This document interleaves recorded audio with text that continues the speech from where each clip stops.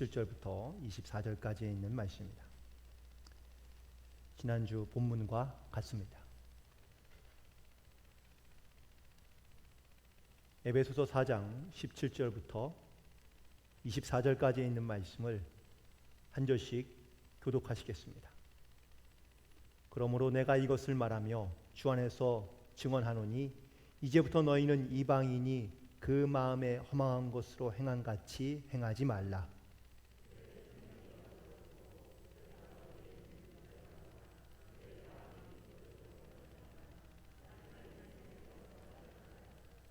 그들이 감각 없는 자가 되어 자신을 방탕에 방임하여 모든 더러운 것을 욕심으로 행하되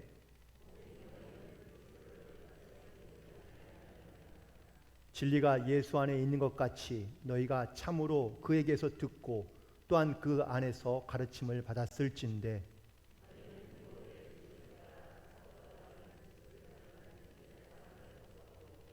오직 너희의 심령이 새롭게 되어 하나님을 따라 의와 진리의 거룩함으로 지으심을 받은 새 사람을 입으라. 아멘. 성경 여러분 가슴에 이렇게 품으시고 함께 고백하겠습니다. 이것은 나의 성경책입니다. 이 성경은 하나님의 말씀입니다. 하나님의 말씀은 우리를 새롭게 하시며 우리를 구원과 생명의 길로 인도해 주십니다. 아멘. 그럼 기도하겠습니다. 하나님, 후반기가 시작이 되었습니다. 상반기는 코로나로 인해 저희들이 어떻게 지내왔는지 너무 정신이 없이 우리의 삶에도 혹은 또 우리의 영적인 모습에도 너무나 아쉬운 부분들이 많이 있었음을 고백합니다. 하지만 다시 한번 이제 오늘 후반기를 시작하는 7월의 첫 번째 주일을 맞이하며 저희 다시 한번 마음과 생각과 우리의 믿음을 다시 한번 돌아보고 새롭게 결단할 수 있는 시간 되게 인도하여 주옵소서. 혹시라도 여전히 우리의 옛 모습 가운데 우리가 행하거나 혹은 또 거기에서 빠져있지 않은지를 돌아보고 그리고 다시 한번 새롭게 결단하여 주님 앞에 새로운 영적인 삶을 시작할 수 있는 은혜 그리고 결단의 시간이 되게 인도하여 주옵소서. 오늘도 이 시간 함께 나와 예배드리는 성도뿐만 아니라 또한 TV를 통해 영상을 통하여 시청하고 있는 모든 성도들에게도 하나님의 귀한 말씀의 역사가 함께 일어날 수 있도록 성령께서 도우시고 인도하여 주옵소서. 모든 영광 주께 올려드리오며 예수님의 이름으로 기도드리옵나이다. 아멘.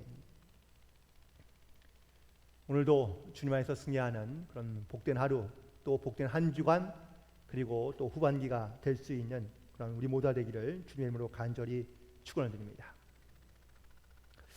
어느 산부인과를 갔다가 또한 그 산부인과에서 나오는 어떠한 임산부를 보고 이렇게 물었습니다. 혹시 산딸이 언제세요? 라고 이렇게 묻자 그 말을 들은 그 한 나이 많으신 부인이요 푹 하하 이렇게 크게 웃으면서 제 나이가 얼만데요? 폐경도 훨씬 지났어요 라고 이렇게 얘기하며 지나가는 겁니다. 그럼 여러분들 혹시 그분은 그 임신했냐는 말을 듣고 기분이 나빴을까요? 아니면 기분이 좋았을까요? 네, 또 아플 수도 있고 혹은 좋을 수도 있을 것 같습니다. 하지만 그만큼 또 젊게 봤다면 그것이 기분 좋은 일이긴 하겠지요.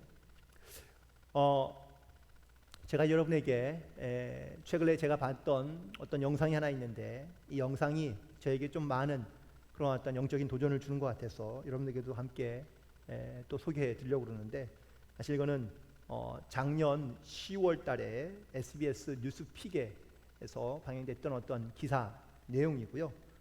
유튜브와 그리고 트위터에 나왔던 영상을 제가 이렇게 좀 출처해서 여러분들 가운데 소개해 드립니다. 먼저 영상을 잠깐 보시고 난 다음에 말씀을 드리도록 하겠습니다.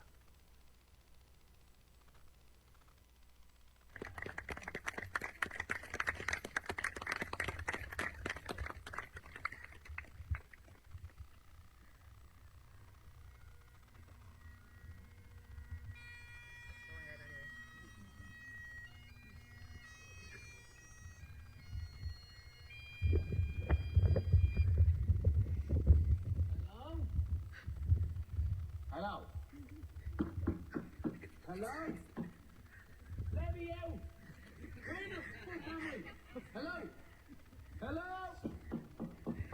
Let me get fucking back in here.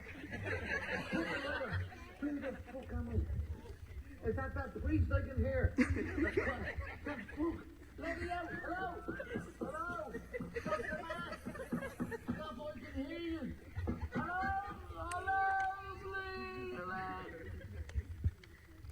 네. 딱 보셔도 아시겠지만 어떤 상황입니까? 장례식장이죠. No, I'm fucking front of you. I'm dead. 네, 이러도 됩니다. 영국의 BBC나 혹은 또 다른 방송에 또 방영된 또 방송이 된 부분인데요. 2019년도 10월 14일 날 영국에 있는 아일랜드의 더블린에서 진행된 세이 브래들리 씨의 장례식 장면입니다. 그런데 지병으로 앓다가 사실은 돌아가셨고요. 그리고 장례가 치러지고 있는 상황인데 다들 엄숙한 자리 혹은 또 숙연한 자리 이 장례식장에서 갑자기 누군가의 귀에 익숙한 목소리가 들리기 시작하는데 이 장면은 생전에 그가 죽기 전에 녹음한 내용을 그 장례식에서 들어준 겁니다. 효과음과 이렇게 문을 두들기는 그런 효과음과 함께 시작되는 이 목소리는요. 내용은 이렇습니다. 안녕, 나 좀 꺼내줘. 여긴 너무 어두워. 관 속에 있는 나는 바로 브래들리야. 물론 지금 너희들 앞에는 없지만 나는 지금 하늘나라에 가 있는데 그럼에도 불구하고 너희들에게 이렇게 안부를 전한다고 이렇게 하고 말하고 있는 내용이었습니다. 사뭇 좀 엄숙한 자리에 많은 조문객들이요 함께 웃음을 짓고 있는 것을 볼 수 있습니다. 덕분에 그 장례식장은 이렇게 아주 유쾌하고 또 화기애애하게 장례식이 치러졌다는 그런 소문입니다. 이 영상이 올라가고 난 다음에 아마 이 브래들리 씨의 딸이 자기의 그 다른 계정에 이렇게 올리면서 돌아가기 전에 아버지의 소원이 바로 이렇게 자기 장례식장에서 자기의 목소리를 들려주는 것을 원했고 아버지는 매우 유쾌한 분이었고 즐겁게 사시는 분이었고 마지막 가는 길도 함께 모든 사람들이 웃어주기를 원했다고 이렇게 사연을 올리자 많은 사람들이 그 사연에 함께 공감을 하며 멋지다 혹은 또 모두 잊지 못할 시간이 됐겠다 혹은 좋은 작별 인사인 것 같다 라는 이러한 수많은 댓글들을 달아주며 함께 애도했다고 합니다. 사실 자신뿐만 아니라 혹은 가족이나 식구 가운데 누가 이렇게 돌아가시게 되면 그 죽음을 유쾌하게 받아들일 수 있는 사람은 사실은 거의 없을 겁니다. 솔직히 유족들이나 아니면 가까운 친척과 친구들이요, 이게 바로 이렇게 이 장례식장에서 함께 웃을 수 있는 일들은 흔치 않습니다. 하지만 이 브래들리 씨가 보여준 자기의 죽음을 맞이하는 이 유쾌한 방법이 그 장례식에 왔던 모든 사람들에게도 아마 자신의 죽음에 대해 다시 한번 좀 생각해 볼 수 있는 그러한 기회가 되지 않았을까라는 생각이 듭니다. 우리는 그리스도인으로서 이 땅 가운데 살아가지만 사실 우리가 이 땅에서 죽는 것이 아니라 여기서 끝나는 것이 아니라 우리는 하나님의 나라에 간다는 것을 우리 믿음으로 고백하며 살아가는 성도들인데 우리가 죽음에 대하여 혹은 또 어쩌면은 이런 고난과 혹은 또 아픔에 대하여 우리가 과연 어떻게 받아들이고 있는지 거기 다시 한번 좀 한번 생각해 보는 그러한 영상이지 않을까라고 생각이 듭니다. 지난 시간에 제가 옛사람에서부터 새사람으로 변화되는 그런 과정 가운데 있는 모습들을 제가 세 가지를 말씀을 드렸었죠. 첫 번째는 이방인들의 험한 것을 쫓지 말라고 바울은 권면하고 있습니다. 즉 사람들의 관심사가 어디에 있느냐에 대하여 언급한 말씀인 것이죠. 두 번째는 총명이 어두워져서 무지함으로 행하지 말라라는 겁니다. 그러면서 많은 사람들이 대부분 다 자기 소견에 옳은 대로만 행동하며 살고 있는 것이 이것이 오히려 더 무지한 모습에 가깝다라고 말하는 것이고요. 세 번째는 마음이 굳어짐으로 말미암아 하나님을 떠나지 말라고 권면하고 있다는 사실입니다. 우리의 믿음 생활, 신앙 생활이 점점점 굳어지기 시작하면 자연스럽게 하나님을 멀리하거나 떠날 수밖에 없는 것이 바로 우리의 영적인 모습이기에 우리의 믿음과 신앙을 지키기 위한 우리의 영적인 노력들이 반드시 필요하다는 말씀들을 드렸었죠. 오늘은 그 두 번째 시간으로 그 나머지에 있는 부분들을 함께 나누면서 은혜를 나누고자 하는데, 네 번째는 오늘 본문의 19절에 등장하고 있지만 감각 없는 자처럼 행하지 말라고 말하고 있습니다. 감각이란 내가 느낄 수 있는 것 혹은 깨달을 수 있는 것들을 다 말하고 있는 겁니다. 즉 이 감각을 영어로는 센스라고 얘기하면서 그 센스는 우리가 자각할 수 있는 이해력과 혹은 또 거기에 반응할 수 있는 순발력을 다 함께 포함하고 있는 말이라고 볼 수 있습니다. 거기에 또 사람이 그런 순발력으로 행동할 수 있는 눈치까지만 있다면 그러면은 뭐 금상첨화라고 말할 수 있겠죠. 대부분 센스가 부족한, 감각이 부족한 사람들은요, 손발이 고생한다는 이야기를 우리는 종종 합니다. 주변에 이렇게 감각이 있는 사람과 없는 사람들이 좀 눈에 띄긴 하는데, 어떤 상황에 대하여 내 눈에 보이거나 혹은 또 그것을 내가 깨닫고 아는 사람은요, 거기에 발맞추어서 행동하지만 그것이 잘 보이지도 않고 느껴지지도 않고 이해가 되지 않으면 그러면은 거기에 반응하는 것이 쉽지 않은 것을 볼 수 있습니다. 창세기 35장에 보면은 야곱이 등장하는데, 사실 이 야곱에 대한 이야기를 좀 하고자 합니다. 이삭에게는 쌍둥이 아들이 있었습니다. 큰 아들은 에서이고요, 쌍둥이 동생은 야곱이라는 아들입니다. 형 에서는 몸에 털도 많고요, 남성미를 갖고 있는 그러한 적극성을 가지고 있는 그러한 사람이었습니다. 그래서 이삭은 이 형 에서의 남성다움을 좋아했고, 그리고 훨씬 더 이 에서를 신뢰했던 것을 알 수 있습니다.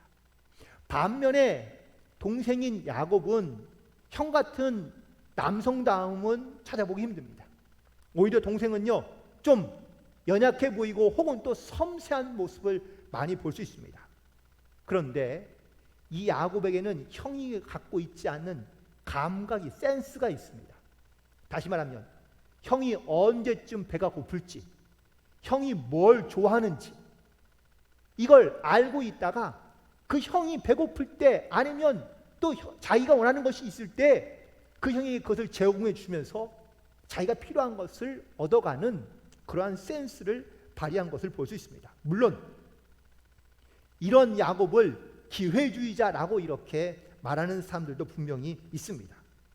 그런데 가만히 보면 그는요, 언제든지 그 위기를 기회로 만들 줄 아는 그런 감각 있는 사람이었다는 사실을 성경을 볼 때마다 사실은 깨닫게 됩니다. 고향을 떠나서 그가 광야에서 잤을 때에도 그는 천사를 만나고, 그런 다음에 그가 깨달은 것은 여기가 바로 하늘의 문이 열리는 곳이구나라는 것을 깨닫고 그는 거기에다가 바위를 세워놓고 그리고 거기서 하나님과 서약합니다. 여러분들 혹시 이러한 야곱의 행동을 보면서 야곱은 그냥 단순히 센스만 있는 사람인가? 아니요, 그렇지 아니하고 그에게는 영적인 남다른 탁월한 감각이 있다는 사실을 다시 한번 깨닫게 됩니다.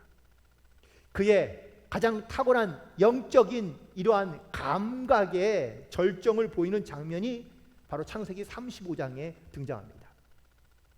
그가 형 에서와의 관계에서 어려웠던 부분들을 화해를 하고, 그리고 이제 형제가 같이 함께 모여서 살기 시작합니다. 어쩌면 야곱의 인생 가운데 가장 편안하고 혹은 안정된 삶을 살고 있는 시기가 바로 이때라고 말할 수 있습니다. 그런데 이때에 하나님께서 이 야곱에게 나타나서 말씀하십니다. 너 나와 약속했던 그곳을 기억하고 그리고 그곳에 다시 돌아가서 살라고 하나님께서 명령하십니다. 환상 가운데 들려진 하나님의 말씀입니다. 이 말씀을 듣고 난 다음에 야곱이 어떻게 행동하고 있습니까? 자기 식구들을 다 불러 모읍니다. 그리고 불러서 각자 섬기고 있는 우상들을 다 버려버리고 깨끗하게 자기의 몸을 정결하게 씻고 그리고 의복도 새롭게 갈아입고 난 다음에 모든 식구들을 데리고 그가 처음 하나님을 만났던 그 베델로 올라가서 거기에서 거주하기 시작합니다. 이 장면을 보면 이 장면을 과연 어떻게 설명하면 좋을까? 어떻게 이해할 수 있을까? 라는 질문을 떠올리게 됩니다.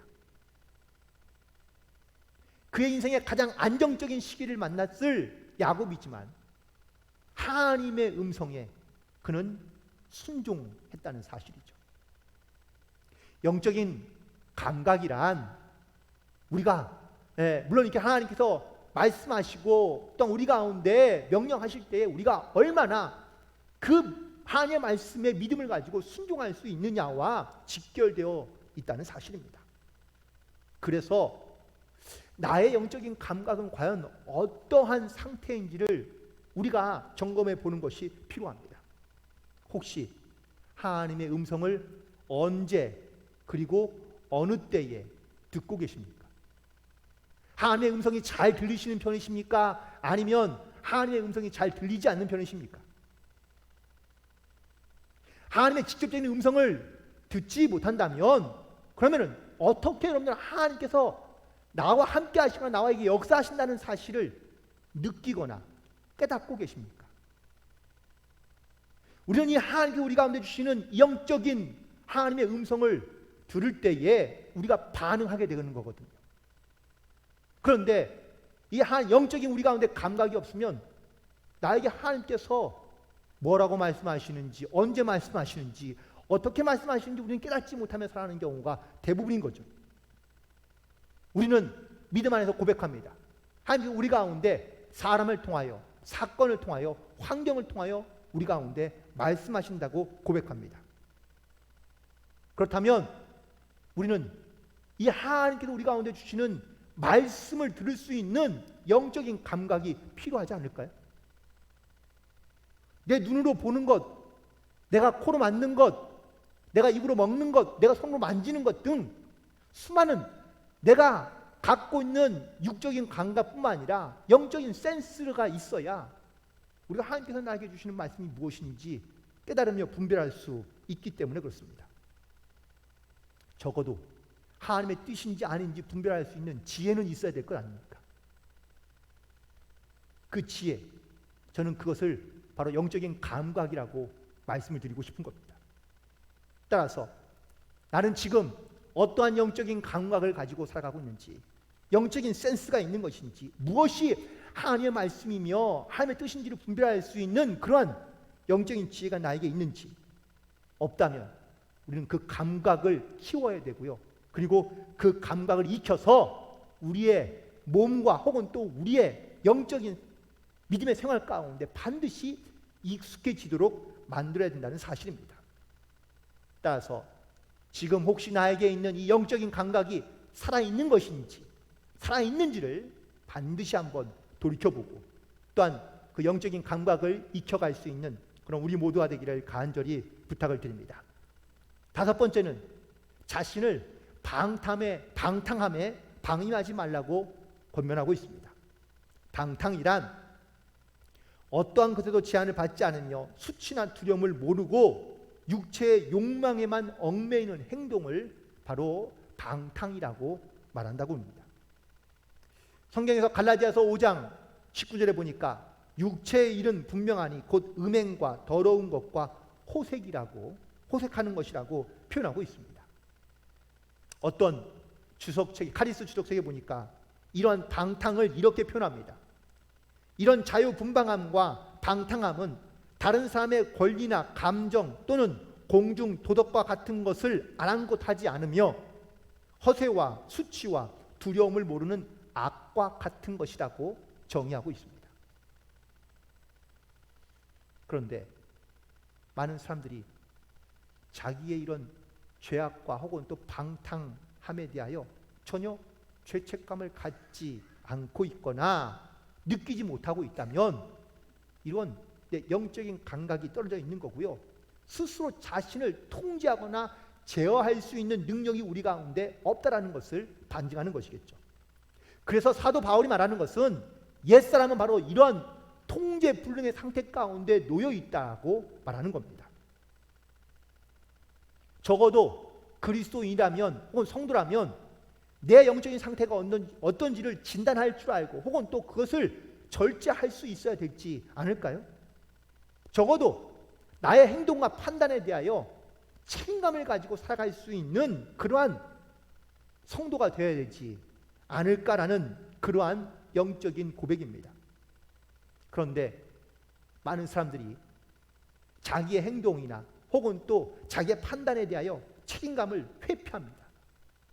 인간의 욕망과 욕심대로 살아가는 것을 자유라고 말하면서 그것이 방해를 받거나 심지어 다른 사람이 간섭하면요 그것을 보복하거나 혹은 또 복수하는 행태로 바뀌어 가고 있는 그런 너무 지나치게 방임되어 가고 있는 모습들을 우리는 주변에서 보고 있거나 아니면 느낄 때가 많다는 사실입니다.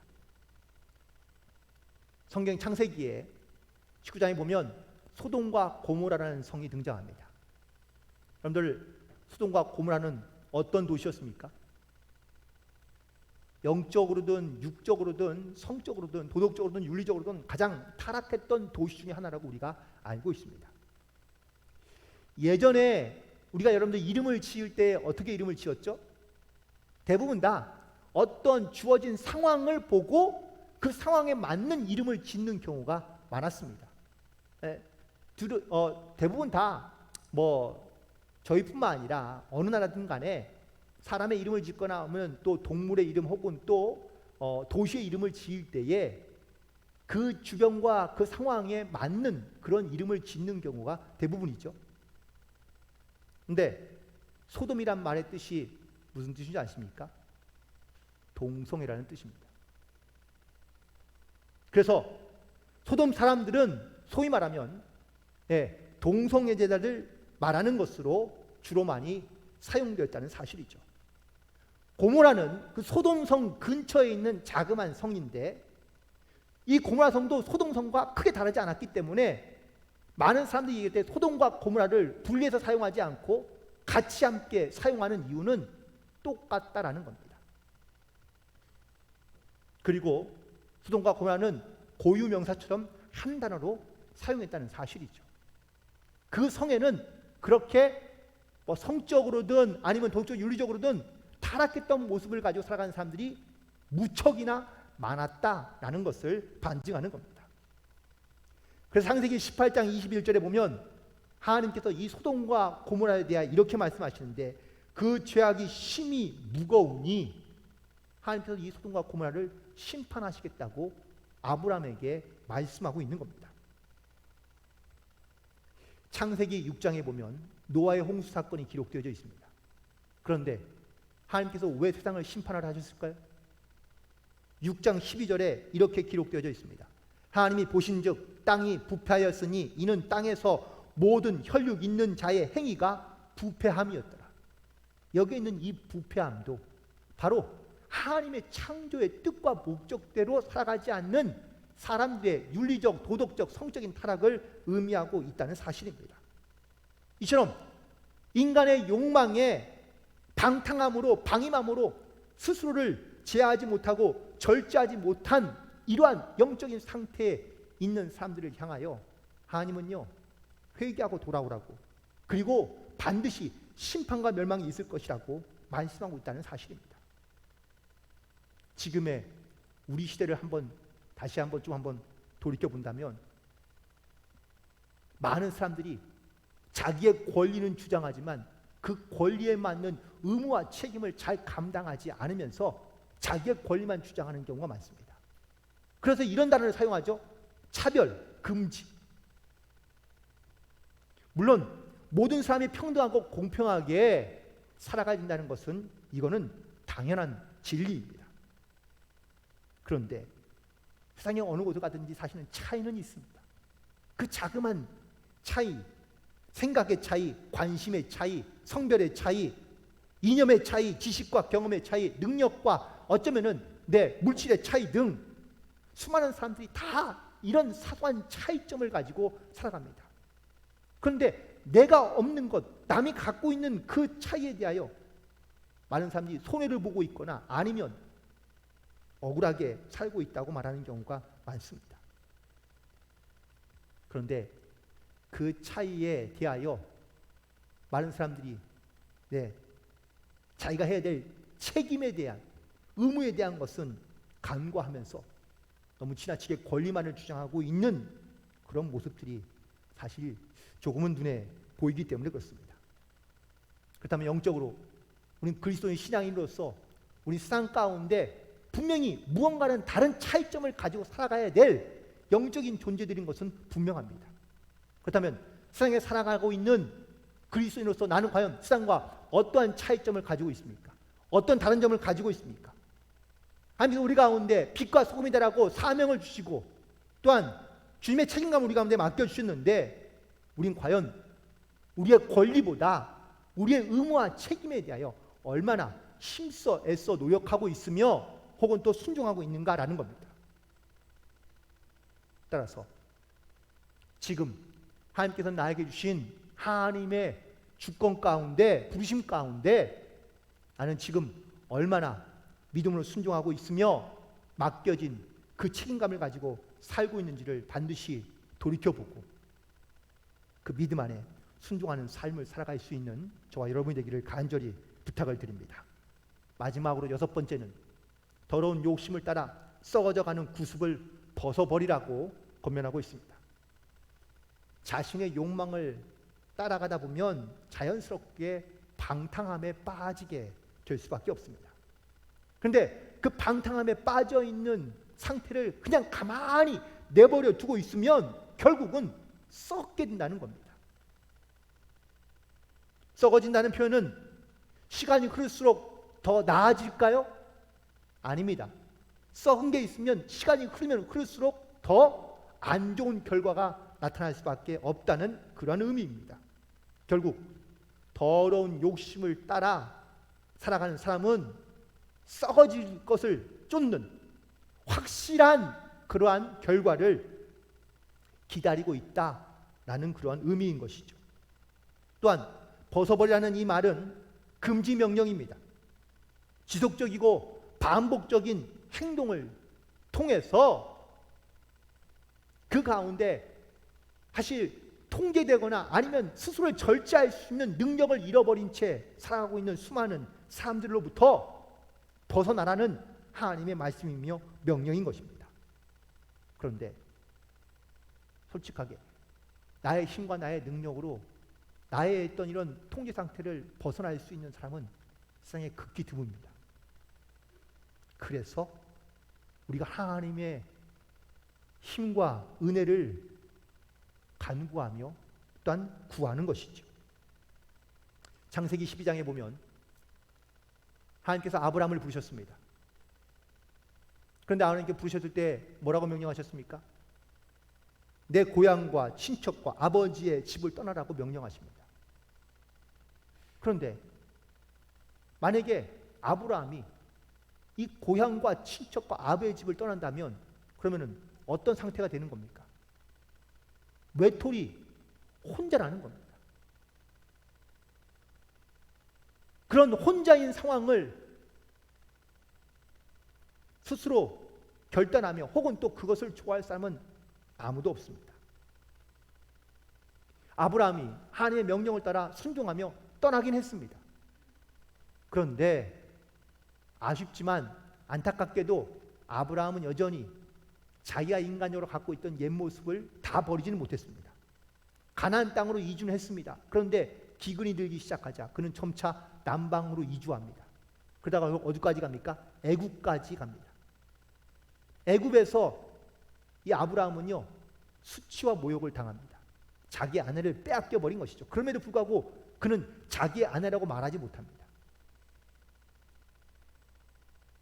결국 하나님의 도우심으로 말미암아 그는 다시 애굽에서 가나안 땅으로 이주해 오게 되자 그때부터 아브라함은 자기의 옛 생각과 옛 사람의 모습을 내어버리고 하나님을 믿고 의지하며 살아가기 시작합니다. 물론 단번에 한 번에 하나님을 만난 체험을 가지고 변화된 사람도 있지만 대부분은 신앙을 생활하면서 우리의 신앙과 우리의 믿음의 자세가 달라지거나 바뀌어가고 있는 사람들이 많은 것을 볼 수 있습니다. 여전히 난 세상 가운데 살고 있기 때문에 세상에 있던 내 옛 모습을 다 버리기는 쉽지 않습니다.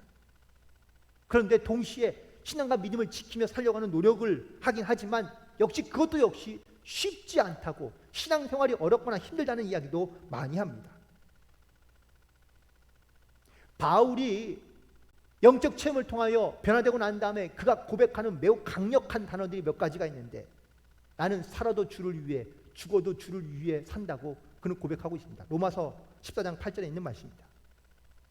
또한 그는 나에게 유익하던 모든 것들을 나는 배설물처럼 다 버렸다고 빌립보서 3장에서 그는 고백하고 있고요.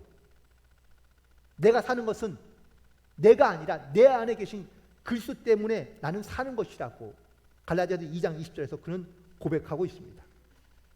이렇게 고백했던 바울이지만 바울은요, 끊임없이 자기 안에 영적인 갈등을 가지고 살아갔던 것을 말해주고 있습니다. 로마서 7장 22절 23절에 보니까 내 속사람으로는 하나님의 법을 즐거워하되 내 지체 속에서는 한 다른 법이 내 마음의 법과 싸워 내 지체 속에 있는 죄의 법으로 나를 사로잡는 것을 본다고 바울은 고백합니다. 살아도 주를 위해 죽어도 주를 위해 살아간다고 말하는 바울이었지만 여전히 자기 안에 육신의 법과 그리고 하나님의 말씀의 법이 끊임없이 분쟁하며 싸우고 있다는 이 신앙의 고백을 통하여 그는 번민과 갈등 가운데 살아가지만 그의 결론은 뭡니까? 난 그럼에도 불구하고 하나님의 말씀으로 믿음으로 승리하며 살아가고 있다고 선포하고 있습니다. 신앙생활을 하면서 내 옛 모습과 분명히 달라진 모습이 여러분들 갖고 계시죠? 얼마나 달라졌습니까? 그리고 더 중요한 건 달라진 것이 중요한 것이 아니라 날마다 그 하나님의 말씀과 믿음으로 승리하는 삶을 살고 있느냐, 아니 이 영적인 질문과 도전이 매우 중요합니다. 예수를 믿기 전보다 인격적으로든 도덕적으로든 윤리적으로든 신앙적으로든 달라진 것이 없다면 죄송하지만 그는 안 믿는 겁니다. 예수를 믿고 났는데 더 나빠지거나 안 좋아졌다면 그는 잘못 믿고 있는 겁니다. 예수를 믿었다면, 내가 영적인 체험이 있다면 달라질 수밖에 없고 변화될 수밖에 없기 때문에 그렇습니다. 이것이 옳다고 믿어지거나 혹은 또 이것이 하나님의 은혜를 믿음으로 고백한다면 우리는 영적으로 하나님께 붙들려 살아갈 수밖에 없는 이 영적인 은혜와 진리 가운데 살아갈 수밖에 없다는 사실입니다. 옛사람에서 새사람의 모습으로 바뀌어져 가고 있는 내 모습을 보거나 알거나 느끼고 있다면 우린 자연스럽게 내 삶의 주인이 주님이신 것을 우리는 고백할 수밖에 없습니다. 물론 여전히 나에게 옛사람의 모습은 남아있을 수 있습니다. 하지만 그 옛 모습을 다스리며 정복하라고, 그리고 절제하며 하나님께서 주신 사명과 명령을 따라 순종하며 살아갈 것을 우리 가운데 끊임없이 말씀하고 있습니다. 바울은 세상에 살아가는 것이 단순히 살아가는 것이 아니라 영적인 전쟁이라고 표현하고 있습니다. 그래서 에베소서 6장 13절부터 그는 하나님의 전신갑주를 취하라고 우리 가운데 권면합니다. 진리의 허리띠를 띠고 의의 갑옷을 입고 평안의 신을 신고 믿음의 방패를 가지고 구원의 투구와 말씀의 성령의 검인 말씀을 가지고 항상 깨어 있으며 기도하고 그리고 하나님의 뜻이 무엇인지를 분별하라고 우리 가운데 권면하고 있습니다. 이 세상을 살아가야 될 그리스도인으로서 우리가 하나님의 영적인 존재로서 우리가 어떠한 삶을 살고 있는지, 어떻게 무장되어 있으며 또한 믿음으로 결단하며 승리하는 삶을 살고 있는지를 반드시 돌아보고 이 오늘 하루뿐만 아니라 한 주간 그리고 우리의 2020년도 후반기와 우리 일생 가운데 하나님의 말씀과 믿음으로 승리하며 살아갈 수 있는 우리 모두가 되기를 주님의 이름으로 간절히 축원을 드립니다. 기도하시겠습니다. 하나님 감사합니다. 우리 사랑하시고 우리를 구원하여 주셔서 우리가 더 이상 죄악 가운데 있지 아니하고 옛사람으로부터 벗어나 새로운 영적인 삶을 살게 하시니 진심으로 감사를 드립니다. 오늘도 주신 말씀을 통해 믿음으로 결단하며 영적인 전쟁을 준비하고 하나님의 전신갑주를 취하여 믿음으로 승리하는 삶을 살아가도록 인도하여 주옵소서. 모든 걸 주께 감사드리오며 예수님의 이름으로 기도드리옵나이다. 아멘.